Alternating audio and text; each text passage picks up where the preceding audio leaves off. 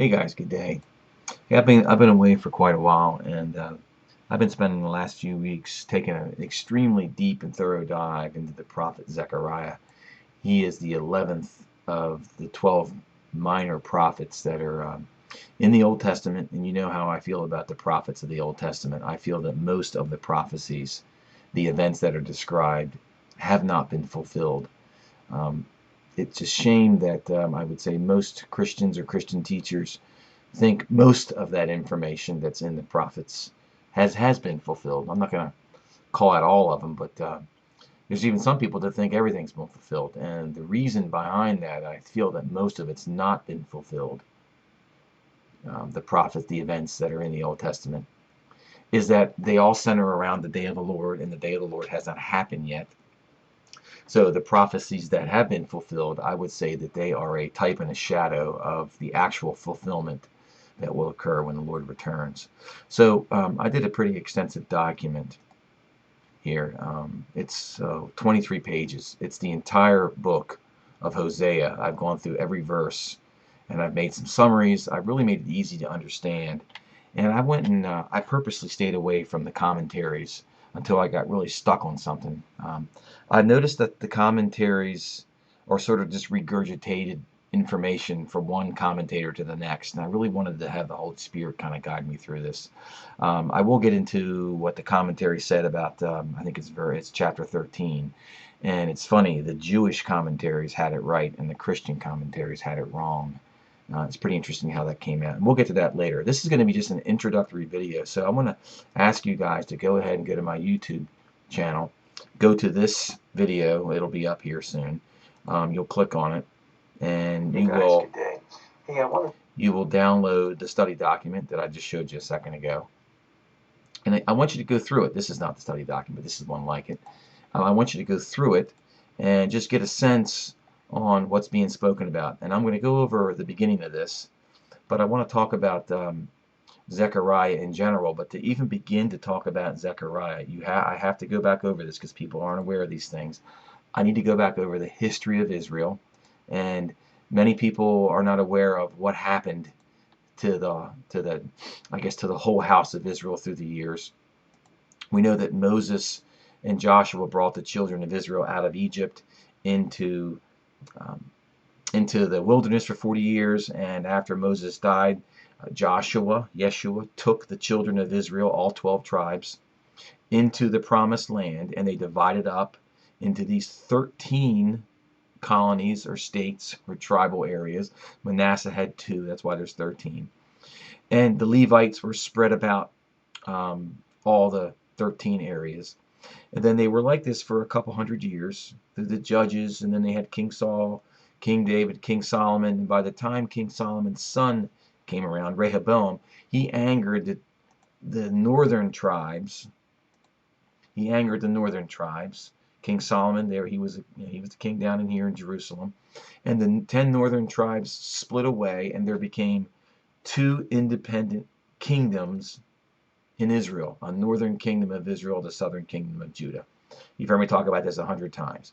The northern kingdom, after a couple hundred years, 722 BC, they were dispersed by the Assyria. They went up into Western Europe, up into Turkey, that area. They just dispersed. And then the southern kingdom of Judah uh, hung on for another couple hundred years. And then around 600 BC, they were carted off to Babylon, and they went into 70 years of captivity. The Jews, Judah did, they went into captivity. And 70 years later, when King Cyrus came to power in Babylon, he allowed them to come back. And when the Jews came back, they rebuilt the wall around Jerusalem. And then a little while later, the Jews sent more folks came back, and it was time to rebuild the temple. So the prophet Zechariah has 14 chapters in it, and some of the events that occurred in Zechariah were fulfilled in a recent time, and they rebuilt the temple.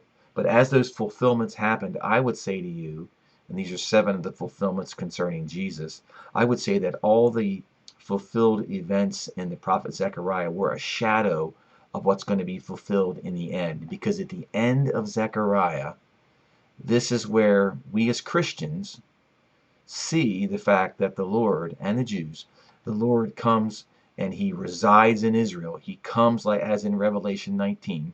So Revelation 19, we know that the Lord rides in on a white horse with all of his holy ones with him. If you read Revelation 19, who's following the Lord? It's the bride who's made herself ready. Well, in Zechariah 14, it says, then the Lord my God will come, all his holy ones with him. So Zechariah 14 is sort of like Revelation 19. It's at the end. The end of the Great Tribulation, and the Antichrist is put away, and he's going to rule for 1,000 years. And we see that described in here. But, so the beginning of Zechariah, chapter 1, speaks of a time when the Jews, the Israelites, Israel, Northern Kingdom, they're not even spoken about pretty much in this whole thing. This is a time, about 16 years after the Jews had come back, after their 70-year exile. And it was time to rebuild the temple. And Zechariah was a prophet then. And at the time, there was two people. There was a guy named Zerubbabel. He was the governor of Judah. Wasn't the king, he was a governor. And there was a guy that was the high priest whose name was Joshua. Sometimes it's called Yeshua. He was the high priest. So I want to talk about Zerubbabel first. So you guys can read this and learn about what happened, but I've given you the highlights. Okay, so Zerubbabel, his name means seed of Babylon, because Zerubbabel is a Jew, but he was born in Babylon during the 70-year exile and came back, and because of the decree of Cyrus, king of Persia, he was put in charge of Judah. So he's the governor of Judah. Now, Zerubbabel, the second temple, remember the temple was destroyed. Solomon's temple was destroyed by the Babylonians 86 years before. So now it was time to rebuild the second temple. And this guy Zerubbabel, he was the guy, he was a builder. He could design buildings. He was the one with the measuring line and all this stuff. And he was going to oversee the rebuilding of the second temple. And it was called Zerubbabel's temple. Okay, so let's talk about Zerubbabel a second. Seed of Zerah means seed in Babylon. Now I'm going to go to the modern day. See, everything that happened back then is going to happen again. Let's go to the modern era. Let's look at a guy. His name is Benjamin Netanyahu. He's an Israeli politician. He's of the tribe of Judah. He's a Jew. I think he's of the tribe of actually a Benjamin. That's just me thinking that. But he's of the southern kingdom of Judah, the modern representation of the southern kingdom of Judah. And he's the prime minister of Israel. They call it Israel, but really it's Judah. And let's look at where he spent his early life and career. He spent a lot of time in the United States, going to elementary school. He graduated high school. He was born in Israel, but elementary school, high school. And look what his first degree was. He has a degree in architecture from MIT. He is a builder. And he spent a good portion of his life in the United States, which also could be considered Babylon. So he, to me, is the modern day Zerubbabel, the seed of Babylon. He's an Americanized Jew, of course, that lives in Israel, born over there, but spent a lot of his life here, and he's a builder. So when I read, I don't know if anybody's ever said this, but when I was reading this and studying this, and I figured out that the Holy Spirit showed me that he was an architect, I knew that when you read these prophecies about how Zerubbabel is the one who rebuilds the temple back then, he's going to be the guy rebuilding the temple, or building the temple in the modern era. I know it. Okay, so I talked about Zerubbabel. Joshua, I can talk about who Joshua is, the modern day. It's probably Jesus. But anyway, I'm not going to go through that. So the way this document is organized is, I have some prophecies that Jesus himself fulfilled. And like I said earlier, these prophecies were fulfilled in a shadow. And I can talk about that in a minute. And then what I've done is I have each chapter summarized chapter 1, and I just basically put it in layman's terms, what I see is going on. And I put it in order of the verses. I didn't want to skew any of the timing. My thought is that chapters 1 through 14 are essentially events that are going to happen again.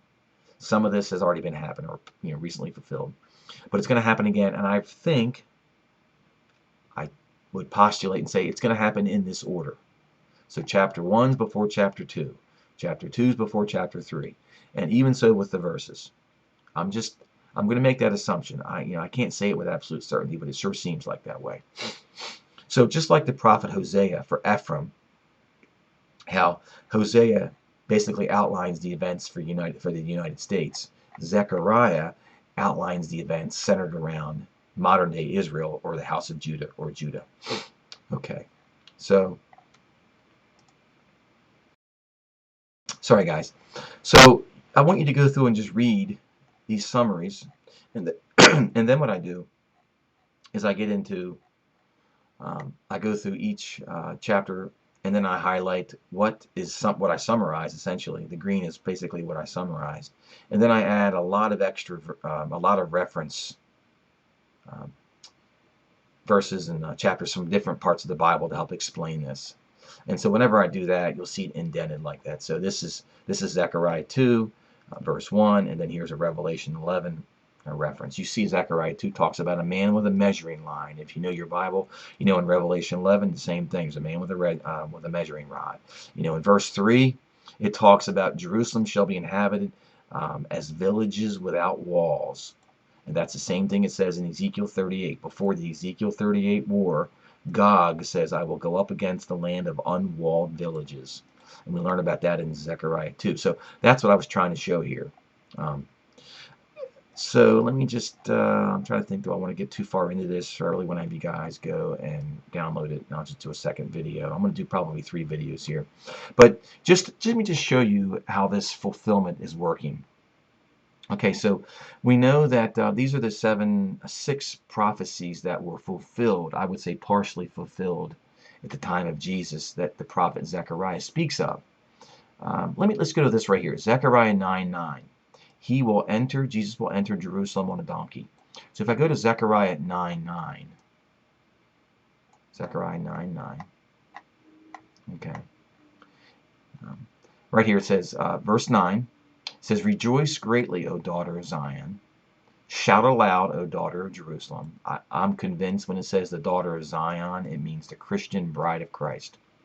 And when it says, O daughter of Jerusalem, it means the faithful Jews. That's what I see, guys. Zion is all about Christianity, in my opinion. That's the heavenly Mount Zion. Okay, rejoice greatly, O daughter of Zion. Shout aloud, O daughter of Jerusalem. Behold, your king is coming, righteous and having salvation is he, humble and mounted on a donkey, on a colt, on the foal of a donkey. Now we know that this was fulfilled at the time of Jesus. And it's actually referenced in the New Testament as being fulfilled. So this definitely happened at the time of Jesus. But this is my question. Did verse 10 happen at the time of Jesus? Did verse 11 happen at the time of Jesus? No. Did verses 1 through 8 happen at the time of Jesus? No. If you start in Zechariah 9 and you read the first verse, it reads exactly the same as Isaiah 17, 1 and 7. Let me give you an example here. Zechariah 9, verse 1. The burden of the word of the Lord is against Hadrach. Hadrach is an area in Damascus.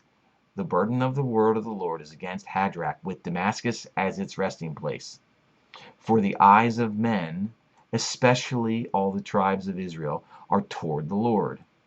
Now let's read Isaiah 17. It's the same thing. The burden of Damascus, behold, Damascus is taken away from being a city. It will be a ruinous heap. Verse 7, in that day, eyes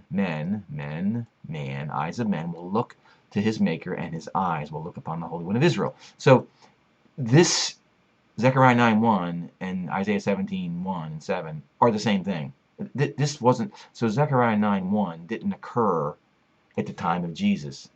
But this verse 9 did. So this was fulfilled at the time of Jesus, and it'll be fulfilled again.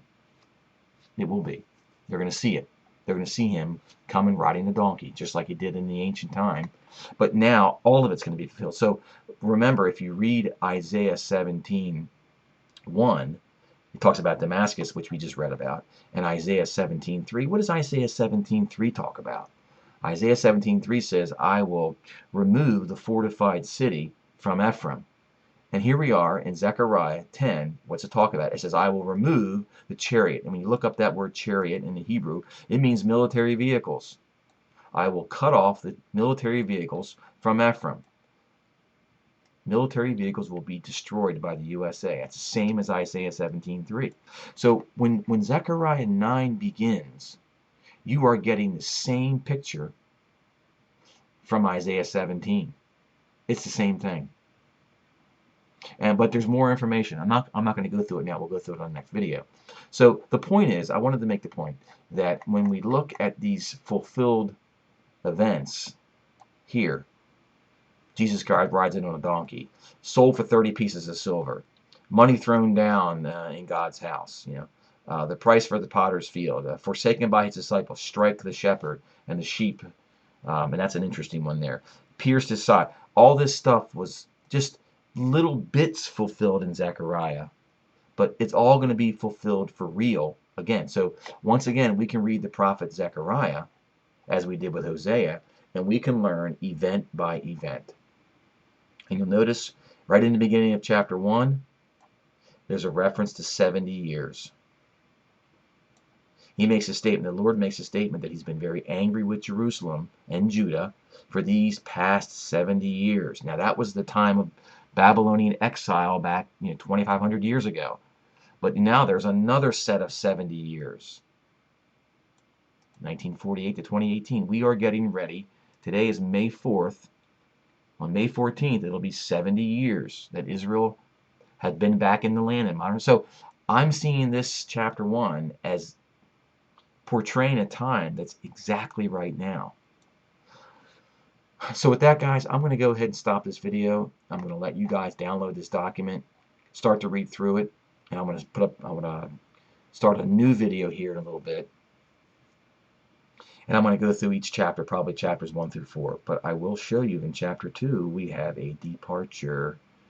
Time to leave for the remnant. We have a departure, a rapture in chapter 2. With that, guys, have a great day. I'll talk to you in a little bit.